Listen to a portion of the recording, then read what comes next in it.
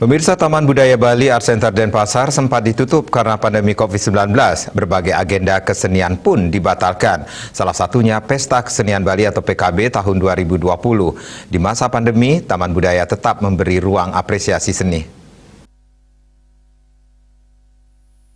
Kepala UPT Taman Budaya Iwayan Ria Arsike mengungkapkan, sejak dimulainya tatanan kehidupan baru New Normal di Bali per 9 Juli 2020, Taman Budaya pun mulai dibuka kembali untuk umum, namun tetap dengan prosedur protokol kesehatan prokes. Alhasil beberapa sekolah, kampus hingga kegiatan prewedding dan kegiatan virtual berencana memanfaatkan Taman Budaya. Namun pihaknya belum berani mengizinkan meski hanya memakai kapasitas 50% dari daya tampung tempat. Menurut Arsike, Taman Budaya merupakan salah satu tempat untuk para seniman dan budayawan. Di tempat ini mereka diberikan ruang-ruang khusus untuk berkreasi dalam bidang seni dan budaya. Seperti digelarnya Festival Seni Bali Jani, FSBJ 3 tahun 2021 beberapa pekan lalu.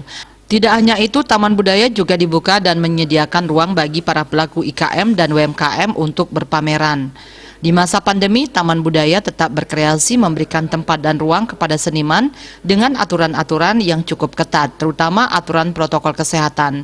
Kepala Dinas Kebudayaan Provinsi Bali, IGD Arya Sugiarto mengatakan, meskipun dalam suasana pandemi COVID-19, Taman Budaya tetap memberikan ruang apresiasi seni dan budaya.